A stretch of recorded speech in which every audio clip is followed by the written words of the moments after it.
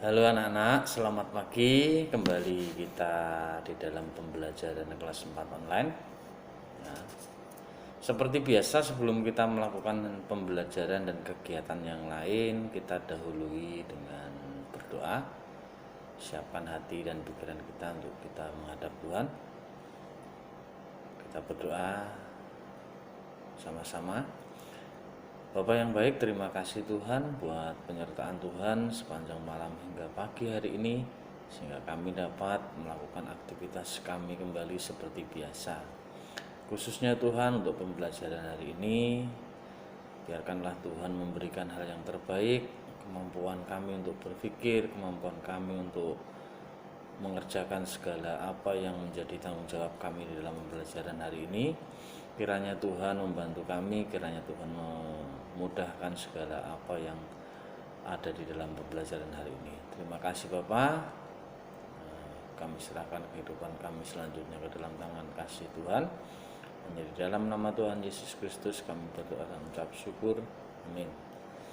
Baiklah, untuk hari ini kita akan kembali dalam pembelajaran kelas 4 online.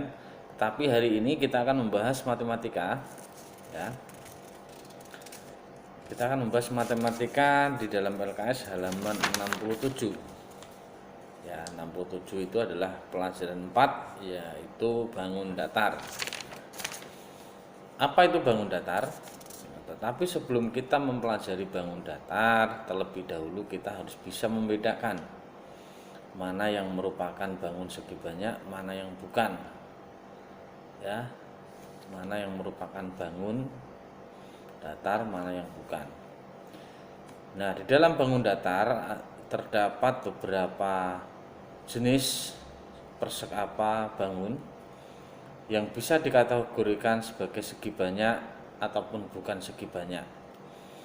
Di dalam halaman 68 kalian perhatikan, di situ ada perbedaan bangun segi banyak dan bukan segi banyak.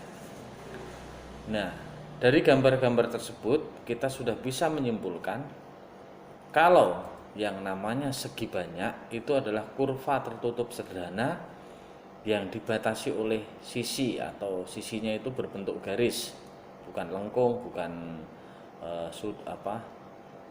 garis dan lengkung, tetapi yang memiliki segi banyak terjadi dengan menghubungkan beberapa titik. Ya, sisinya itu berupa ruas garis, ya, menghubungkan beberapa titik. Tentunya yang namanya segi banyak ini harus memiliki beberapa titik sudut, bukan hanya 2, bukan hanya 1, tetapi lebih dari 2. Nah, di dalam kelompok-kelompok ini nanti kita sudah bisa membandingkan mana yang bangun persegi banyak ataupun bukan bangun segi banyak. Ya. Bangun segi banyak memiliki 3 sisi. Bangun terdapat 3 atau lebih sudut yang jika sisi-sisi tersebut dihubungkan menjadi kurva tertutup. Jadi kalau meskipun memiliki 5 sisi, kalau bentuknya bukan tertutup, namanya bukan bangun. Nah, bangun-bangun yang akan kita pelajari hari ini tentunya banyak sekali, ada segitiga, segi 4, segi 6. Ada jajaran genjang, trapesium, persegi, lingkaran, kesemuanya itu merupakan bangun datar. Nah, bangun datar. Setelah kalian mempelajari atau memahami halaman 68, perbedaan antara bangun segi banyak dan bukan, kalian jawab pertanyaan yang ada di halaman 69. Di dalam kolom itu kalian tinggal memberikan beberapa tanda. Jika merupakan bangun segi banyak, kalian berikan tanda checklist. Jika bukan, kalian berikan tanda silang. Nah, kemudian yang nomor 2 itu ada beberapa jenis bangun, kalian berikan nama. Ya, kalian berikan nama. Namanya apa? Namanya apa? Tuliskan nama bangun segi banyak berikut sesuai banyaknya sisi. Nah, di situ ada. Nah, di situ ada namanya. Atau kalian berikan tanda ataupun nama berdasarkan dengan banyaknya sisi tersebut.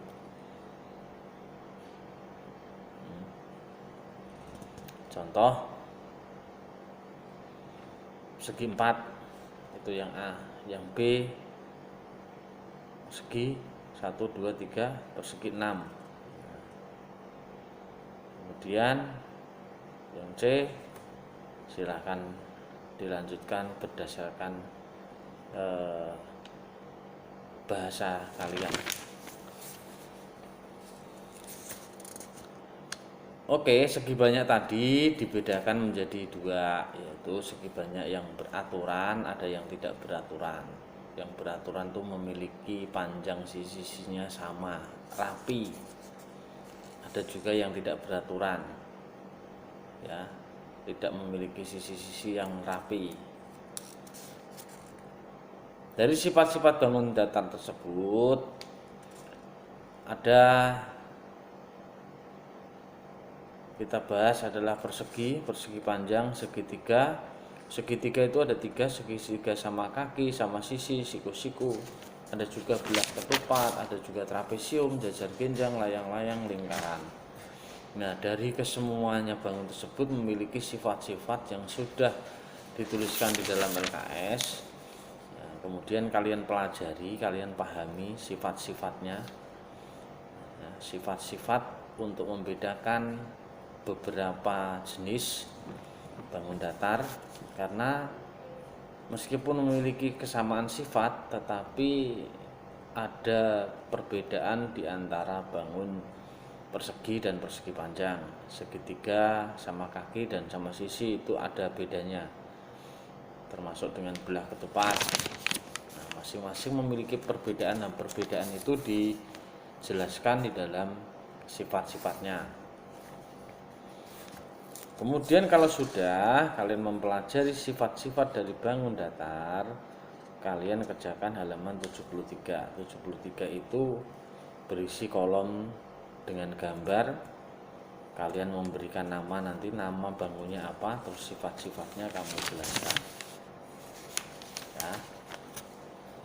Nah, kalau kita membahas persegi atau bangun datar, masih banyak yang harus kita pelajari. Nah, untuk itu kita akan membahas kembali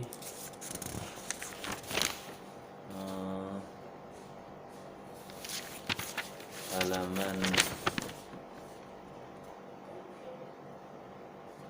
74, keliling dan luas bangun datar. Perlu kalian ketahui, bangun datar itu memiliki luas dan memiliki keliling. Tentunya di dalam hal ini keliling sudah pernah kita pelajari, luas sudah pernah kita pelajari sebelumnya.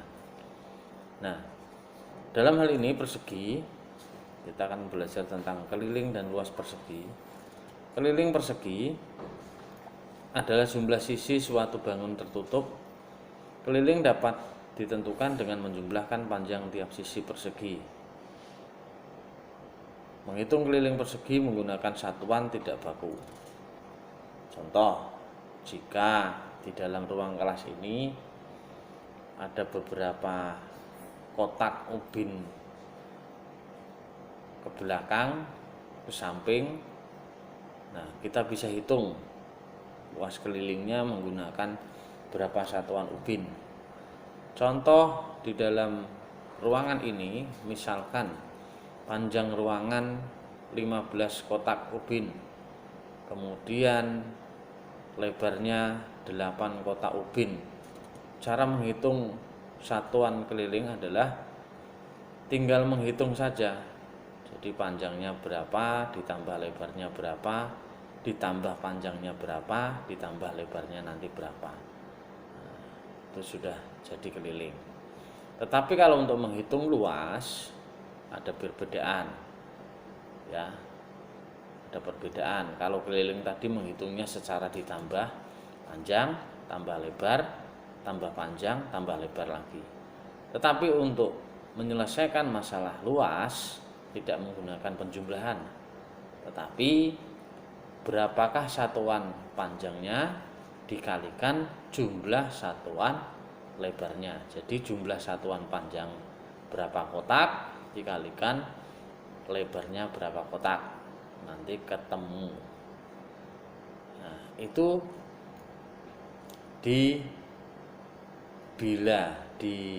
dihitung menggunakan satuan tidak baku.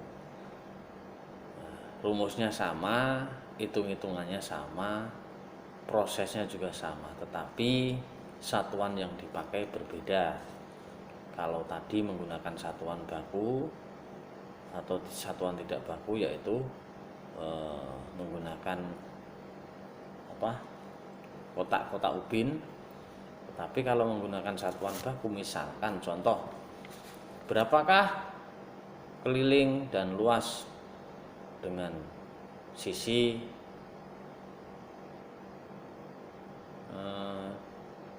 12 cm. Nah, untuk menghitung persegi, luas persegi, kalian bisa terapkan rumus daripada luas persegi itu adalah sisi kali sisi. Jadi sisinya tadi 12, berarti luasnya adalah 12 dikali 12. Nah, perbedaan antara menghitung luas dan menghitung keliling, kalau luas satuannya itu menggunakan cm persegi, tetapi kalau keliling cuman menggunakan cm, tidak menggunakan persegi. Ya, nanti coba kalian hitung tugas halaman 76. Ya, tugas halaman 76. Jadi tugasnya tadi, saya ulangi, tugasnya tadi halaman 69, terus 73, terus sama 76. Ya. Untuk materi pembelajaran matematika hari ini pembahasannya cukup sampai di sini. Kita lanjutkan lagi pertemuan yang akan datang. Tetap semangat, tetap berdoa, tetap patuhi protokol kesehatan, dan hindari kerumunan, hindari kontak fisik dengan orang-orang sekitar kita. Sampai di sini dulu perjumpaan kita hari ini. Selamat mengerjakan, Tuhan Yesus memberkati.